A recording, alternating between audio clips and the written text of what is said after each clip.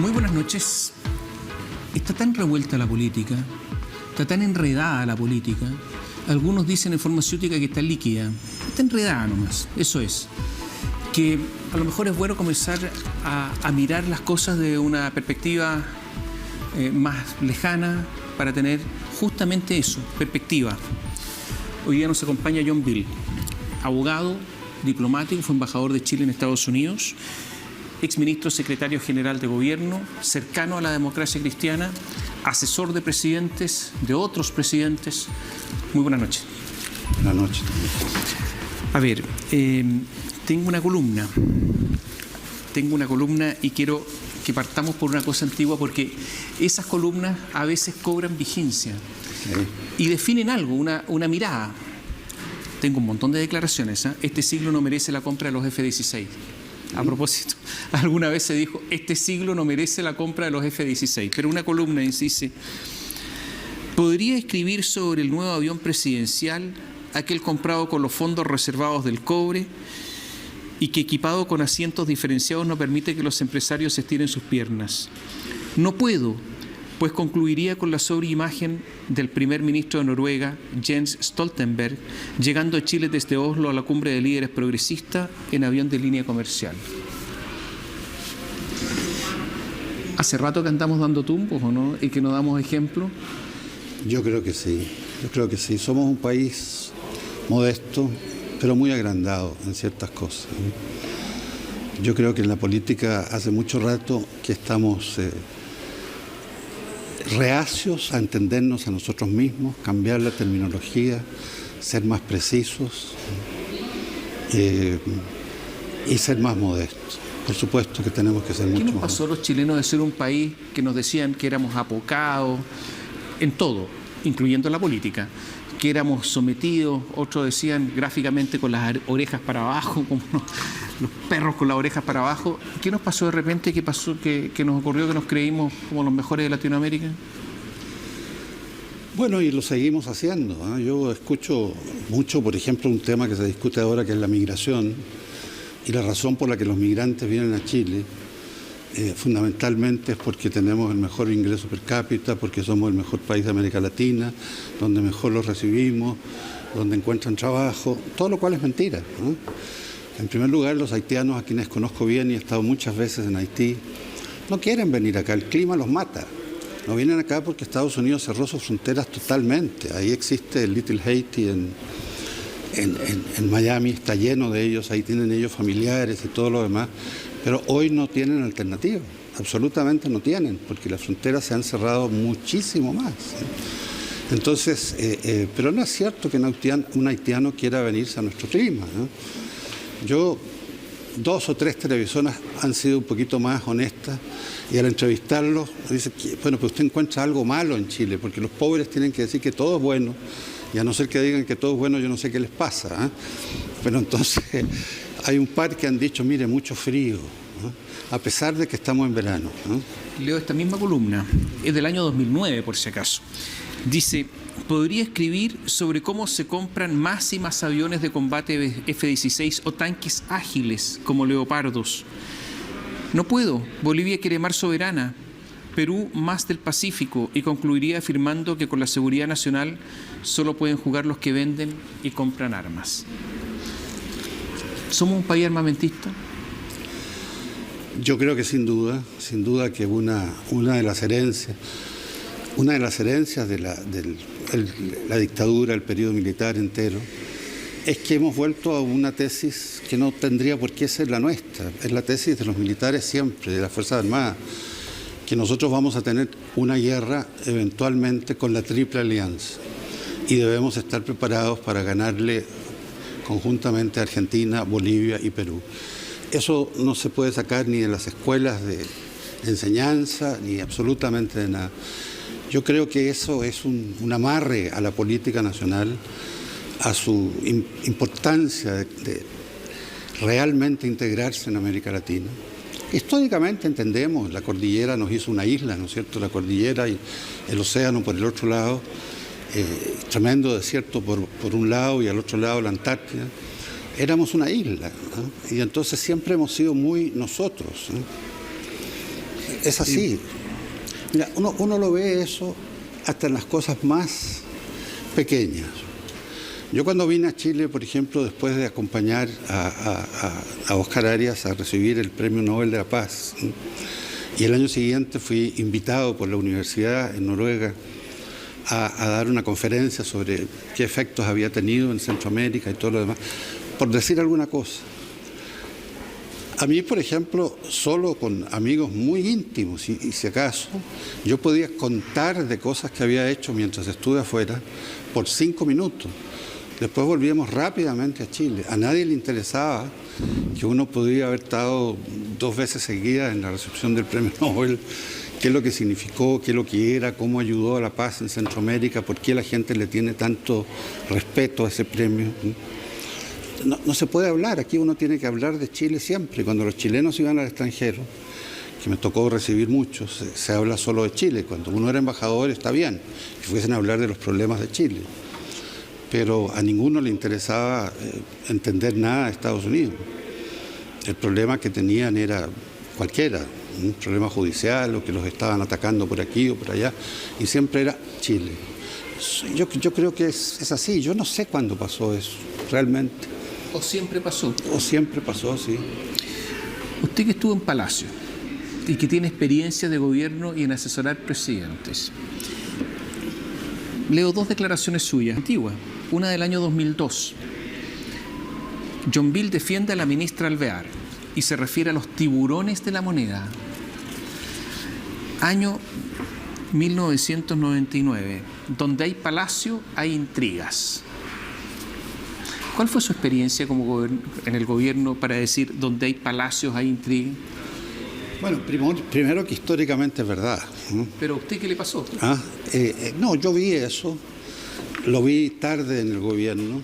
Yo estaba embajador en Washington y vine después de una operación importante en cosas de salud a Chile y hubo un cambio de gabinete. Entré en un momento en que el gobierno estaba terminando, ¿no? En que las discusiones con el Parlamento, desde el ministerio que yo tenía, no importaba absolutamente nada lo que el presidente quería sacar. El presidente quería sacar 4 cosas concretas, ¿sí? Y cada diputado quería cualquier cosa, que le metieran una cosa para pintar un gasto, para pintar la iglesia del cura, para hacer esto, para hacer el otro, porque ellos estaban pensando en su reelección. Y el egoísmo acá y la cosa del continuismo y de quedarse en la pega, lo encontré horrible las conversaciones. Y todo esto se discutía en Palacio, amigos con esto y con el otro, y cómo se siguió la famosa costumbre en esta coalición, digamos, ¿no? que instaló Allende, que yo recuerdo que la llamábamos el 332.201, que era que le tocaban 3 al Partido Socialista, 3 al otro partido, 2 al otro, y se repartían todos los cargos. Que fue la forma en que eran 3, 2, yo no me acuerdo.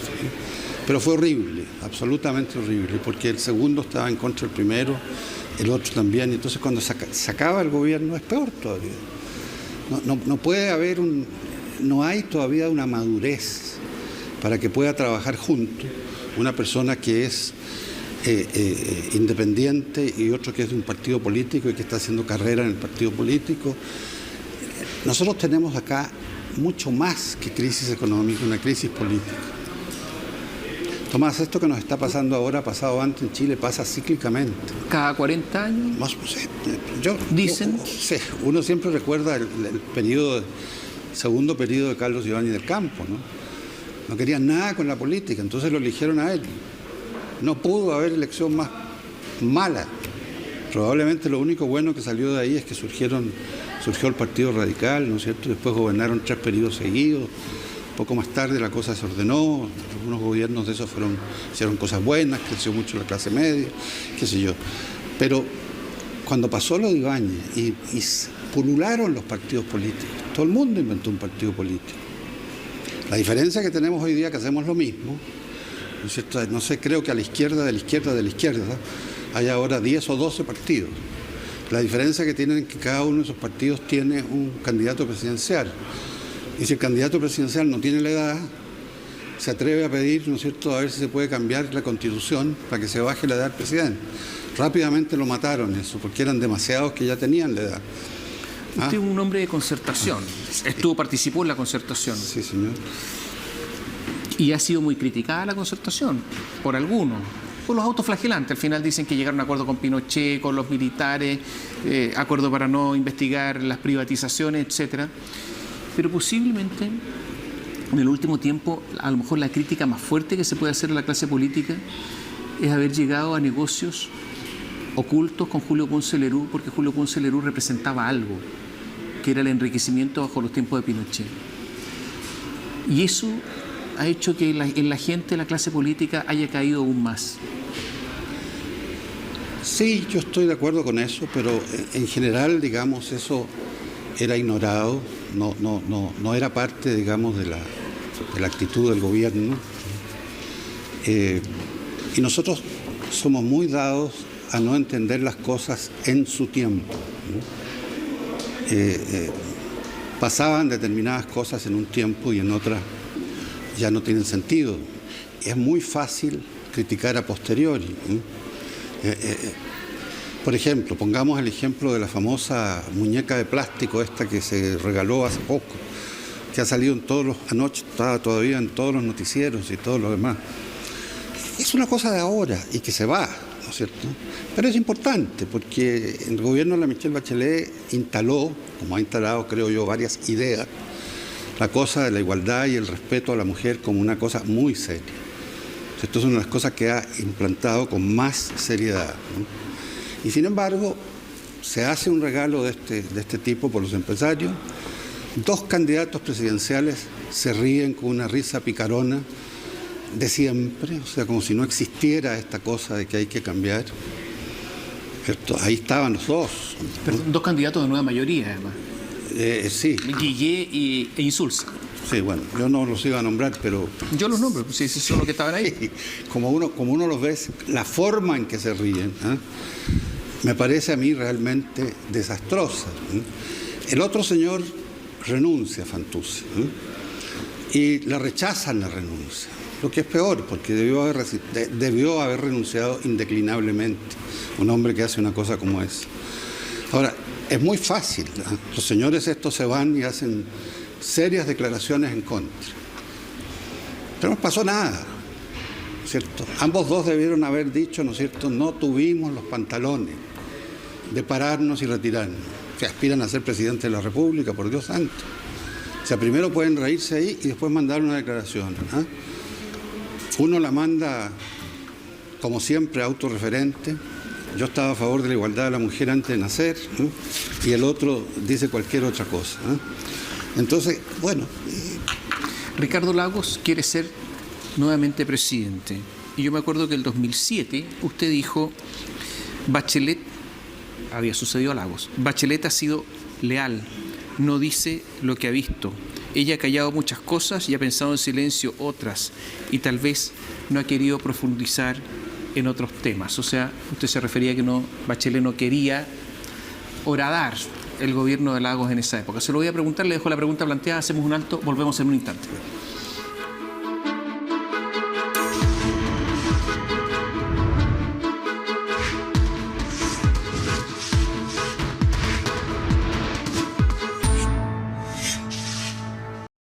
John Bill nos acompaña esta noche.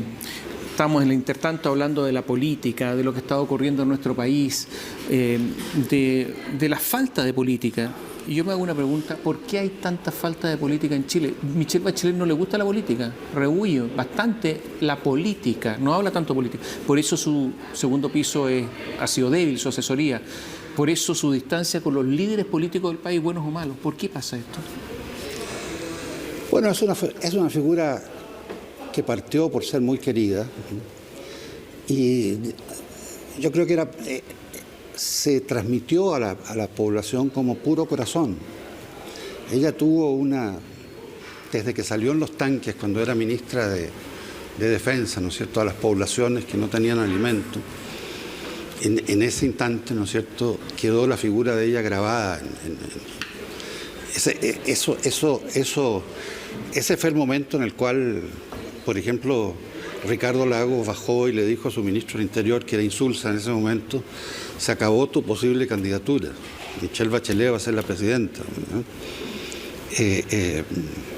¿La gente vota por emociones? Mucho. Por supuesto que mucho.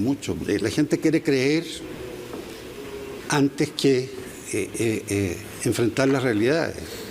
Prefiere soñar, sobre todo la gente, digamos, que no tiene otra alternativa, que no tiene dónde acudir, ¿no? Es un hecho que el candidato de Ricardo Lagos no era Michelle Bachelet, eso era evidente.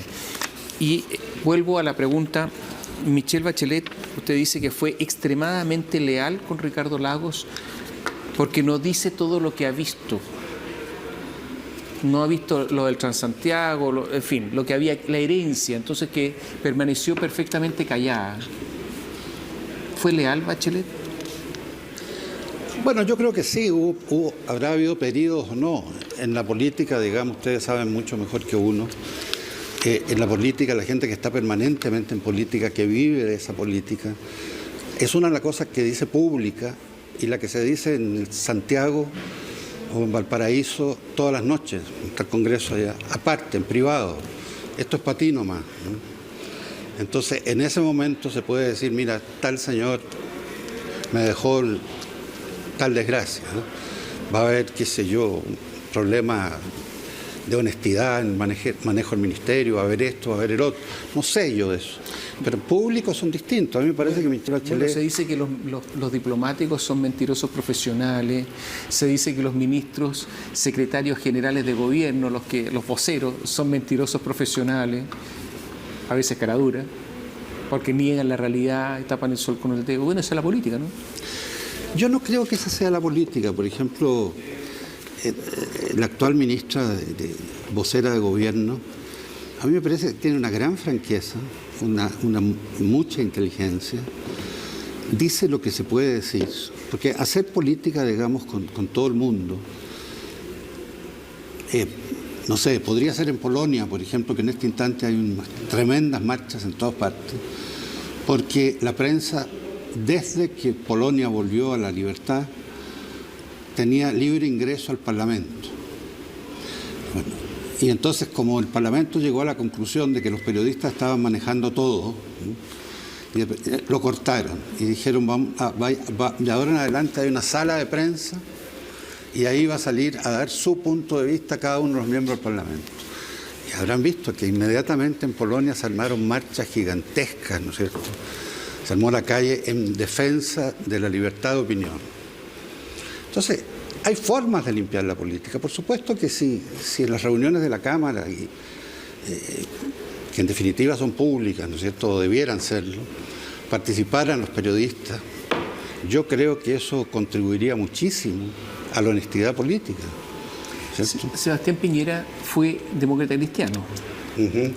¿Usted es o fue simpatizante de la democracia cristiana?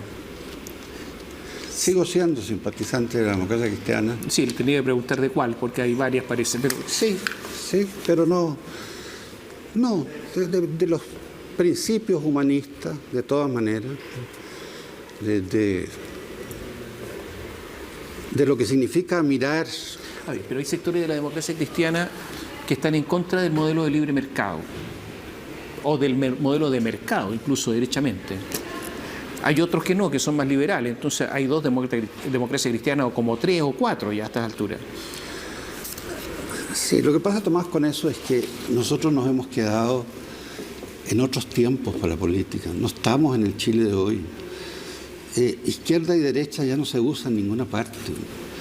La izquierda y la derecha originalmente, aquí no vamos a tener tiempo para tratarlo, pero es muy interesante. Originalmente, digamos, cuando era una cosa religiosa o cultural, todo lo de la izquierda era malo, pésimo, y lo de la derecha era bueno. En todas las religiones, todas, incluso la masónica, ¿eh? ¿Cierto? Lo que está al lado derecho, el templo con sus 2 columnas, al lado derecho era lo bueno, al lado izquierdo era lo malo. En el Dante, ¿no es cierto?, se bajaba al lado izquierdo, por el lado izquierdo al demonio, la casa del demonio. Se salía por la derecha, ¿eh? Sentarse a la diestra del Señor, todo. Incluso después de que se pasa de esa etapa religiosa en que la izquierda nunca fue buena, viene la etapa semántica, si uno quiere, donde también la izquierda tenía un significado malévolo. Eran intrigantes, eran esto, eran el otro, qué sé yo, en cómo se definen las palabras. En inglés es más claro con la palabra sinister. Sinister era para definir a la izquierda, que eran... Pero no era política. Cuando la izquierda pasa realmente a ser política, de frentón con Marx, con la izquierda divina, ¿no es cierto? Cuando Marx decide, ¿no es cierto?, poner que en la izquierda está el proletariado y en la derecha está la burguesía, y produce una división tajante, se pretende que eso es una ideología en sí, que no lo es, ¿no es cierto?, pero pasa a ser, ¿no es cierto?, y es una ideología o es un mito de enfrentamiento. La política, ¿no es cierto?, marxista nace con que hay que hacer la revolución. Usted tiene que terminar en la revolución. No puede haber acuerdo. Nosotros estamos tan atrasados y tan de modé que ese esquema lo seguimos aceptando. ¿Usted cree que la nueva mayoría está de modé? Absolutamente. Usted ve cómo han peleado con... Mire, yo creo en principio que la Michelle Bachelet, digamos, ciertamente, y Ricardo Lagos tuvo también bastante tiempo de silencio con lo que pasaba con Michelle Bachelet hasta el final, que se han dicho la culpa era tía, la culpa es otra, y al final dicen, mira, la culpa fue de los dos, ya no sigamos peleando sobre esto, sobre el metro, digamos. Transantiago. El Transantiago. Pero hoy día no es así. Hoy día, por ejemplo, si hay gente que se declaran, ¿cómo es que se declaran ahora? Se declaran, no sé, en retiro, como era con los curas, se declaran en reflexión. En reflexión, sí, en pensamiento. Partido Socialista. Y también, de otra manera, la Democracia Cristiana y también otros, y qué sé yo, todo lo demás. Pero básicamente es porque el diálogo no es como ellos quieren, o no se llega a donde está. Están acusando a la presidenta, por ejemplo, de haber hecho diálogo. Si hubiera un pecado conversar con los liberales. Yo no los llamaría derecha, porque tenemos que llegar a una perfección que no hemos llegado. ¿Quién es quién? ¿Usted tiene candidato presidencial? De los que hay actualmente, sí. Bueno, faltan muchos todavía. Pero de los que hay. No, entre los que hay, yo espero tener un nombre de la Democracia Cristiana, no porque definitivamente así sea, pero yo creo que es fundamental para que la política sea moderna, devolver lo que había cuando se hablaba de izquierdas y derechas en las épocas antiguas, hasta Marx, ¿cierto? Había diálogo, el diálogo estaba en el centro, los partidos centristas eran los que hacían la mayoría, un poco como en los partidos, por ejemplo, laborista y el conservador en Inglaterra, ¿no es cierto?, no votan siempre igual, y cuando no votan igual, de repente votan al primer ministro, tienen una libertad, pero el diálogo se da. Aquí esta cosa de que se declaran porque hablaron, yo no sé si hablaron o no hablaron, pero digamos por los votos debe haber sido que hablaron. Pero la Democracia Cristiana parece que no tiene candidato. Si no tiene candidato, ¿por quién votaría usted? Si no tiene candidato, en este momento, yo creo que lo más serio para el país en este momento sería Ricardo Lagos. Si tuviese que votar, digamos... Por sobre Insulza, con el que usted trabajó. Bueno, absolutamente. ¿Por qué absolutamente? Bueno, porque Ricardo Lagos tiene una historia que le permite pensar el futuro, ¿no? Es un hombre que no es un autorreferente de las cosas que él hace. Aquí a veces se piensa en nuestra pobre política que las personas que suelen cambiar de opinión, poco menos que son malos. Yo digo que los que no cambian de opinión en ciertas cosas son tontos, ¿no? Porque cuando hay nueva evidencia y nuevas cosas y qué sé yo, bueno, para mí Ricardo Lagos es ese tipo de hombre, es un hombre que va viendo las cosas. Y me da un poquito de pena que en este momento, digamos, quieran casi lo único serio por lo cual quieren excluirlo es por años, por vejez.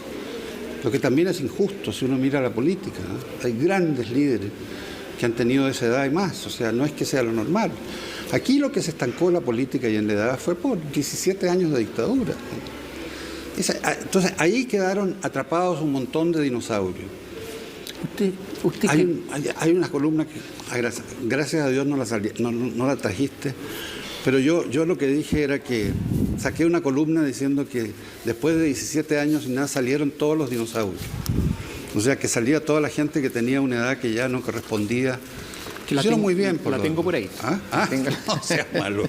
Bueno, mira, que yo le llamaba la salida de los dinosaurios. Pero eso cortó, ¿no es cierto?, una cierta... A pesar de que nosotros teníamos una tendencia a eso. Pero bueno, yo te digo, yo creo que realmente nosotros a lo que le tenemos miedo es a definir quiénes somos. ¿La crisis de Chile no es económica, es política? Bueno, ciertamente hay una crisis política tremenda. Esto, por ejemplo, de que el diálogo no se puede hacer con determinadas personas, que nosotros ganamos y hacemos lo que queremos. Seguir con esta discusión, digamos, de que la diferencia es que el marxismo quiere la igualdad total del hombre y mujeres, digamos, eso está claro, pero del hombre en algún sentido, no sé si todo es igual a Einstein, todo es igual a no sé quién, y que los otros son en la medida de lo posible, como es, por ejemplo, el socialismo sueco, basado en los derechos humanos. Yo diría, por ejemplo, que el mejor partido, el más progresista de todos los partidos, el más real de todos los partidos, sería alguien que dijera, vamos a cumplir realmente los derechos humanos y vamos a ver cómo. Porque hoy día los fines por los cuales nos peleamos aquí, montones de cosas, yo creo que son los mismos. Las diferencias son tácticas y muchas de ellas, esas tácticas son engaños al pueblo. Se prometen cosas que no se van a cumplir. ¿Qué le parece a usted, Sebastián Piñera? Me parece que es un hombre muy capaz, muy inteligente. Lo único que sé que lo han atacado por es posibles, digamos, malos manejos en la economía o no muy... Sin embargo, los que yo conozco, porque no conozco ninguno, veo más bien a los políticos cuando lo atacan no diciendo toda la verdad. Porque, por ejemplo, esta cosa de que tiene que haber un cuidado con la fortuna cuando se ejerce la política, se hizo una ley que se pensaba que lo que se podía influir era lo que estaba dentro del país, y no se hizo lo de afuera. Ahora todos están de acuerdo en que hay que hacerlo de afuera, pero cuando se le critica no se dice eso, no se dice que él no... Bueno, se dicen otras cosas, se sacan nuevas cosas para sembrar insidia, para esto, para el otro. Ahora, el hombre detrás de eso a mí me parece que es un hombre inteligente, que es un hombre capaz, que sabe perfectamente, que ha aprendido de política, no es que sea un político nato, pero bueno, su padre sí sabía de política, algo ha tomado. Y él se dedicó a esto y yo creo que lo ha hecho bien. Su gobierno fue bueno. De hecho, tan mala es nuestra política que la gran mayoría surge, porque como el gobierno de Piñera el gobierno de Piñera había sido relativamente bueno, se teme que con la misma cosa de antes se iba a perder. Entonces viene la incorporación del Partido Comunista. ¿Y quién más? Yo no sé si ahora también ya se está hablando, a ver cómo integran a estos 12 más que hay al lado izquierdo. Yo no sé cómo se pueden integrar si eso ya no existe. La izquierda y la derecha eran un mito. Después de lo que dijo Marx, ha cambiado mucho. Los fines de los sectores que se dividían en esa época muchas cosas son iguales, pero las diferencias son tácticas. La táctica se conversa. Y los derechos humanos, por ejemplo, en Suecia, cuando son la carpeta en que todos los partidos tienen que estar de acuerdo, se da otro tipo de cosas. Nosotros no. La calle, ¿qué llamamos a la calle? Y con la cual marchan los comunistas y al mismo tiempo están en el gobierno. Y hacen declaraciones diciendo que ya el Partido Comunista demostró que puede gobernar. Marchando, ocultando, ¿no es cierto?, que al final de las marchas destruían todo lo que se les diera la gana. Pero yo nunca he visto marchar a los pobres, a los pobladores, a los que tienen tomas, que no saben dónde vivir, a los que viven en el barro en el invierno, en un calor insoportable en el verano, que no tienen trabajo, a todos aquellos que son producto de una arquitectura en que se pusieron en un cajón así como unos cementerios un poquito más grandes, y que no hay dónde salir, y que no hay, etcétera, etcétera. Cuando tenemos arquitectos sociales, digamos, que nos permitirían entender que si al hombre se le entrega una base en un gran terreno, él va a tomar la responsabilidad de ahí para adelante junto con un trabajo digno. ¿Por qué no? Ciertamente ese tipo de política no la estamos discutiendo en nada, porque izquierda, tú eres derecha. Eso es una gran farsa, ¿eh? Es una farsa. ¿Por qué no queremos ver lo que somos? Gente de la más pudiente, como los universitarios, que son de los más favorecidos. Esos han ocupado las calles durante casi un año. Yo no digo que los empleados públicos a lo mejor no están bien pagados, pero están entre los mejores, ¿eh? Al menos relativamente a otros, ¿no es cierto? Entonces, esos hacen una huelga y paran todos los servicios del país. Y no hay una conversación de antemano política para explicar que esto va a tener que tener timings hasta que se pueda arreglar. Te voy a decir una cosa que es probablemente non santa, ¿eh? Yo creo que el gobierno, por ejemplo, de Michelle Bachelet, que era puro corazón, instaló cosas en Chile que son importantísimas, muchas de ellas mal instaladas porque ella no es una política. Ella, yo creo que cree que el corazón es todo, ¿eh? ¿Y qué es lo que sucede con esto? Que instalados estos como los principales problemas, todo el mundo quiere todo al mismo tiempo. Y yo pienso que en el momento en que ella nombra a Burgos en el Ministerio del Interior, hay un cambio brutal, que es la presidenta Bachelet la que entiende que va en un camino que puede llegar a ser muy parecido al que tuvo Allende. Que junto con la crisis económica internacional, ¿no es cierto?, se iba a ver una segunda crisis política interna, económica interna, muy grave. Y la alianza que se hace ahí entre Burgos, el ministro de Hacienda y el ministro de la Presidencia, que es un hombre inteligentísimo, y que lo quieren sacar, también lo quieren sacar, aunque es de ellos también, porque quieren sus proyectos.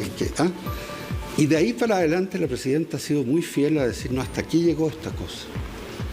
¿Sabe usted que en Brasil acaban de aprobar una ley que el presupuesto no se puede subir en 20 años para salir de la crisis? 20 años. No va a durar, por supuesto que habrá una bonanza, qué sé yo, todo lo demás. Pero aquí nosotros nos negamos a ver nuestra propia realidad, nos negamos al diálogo.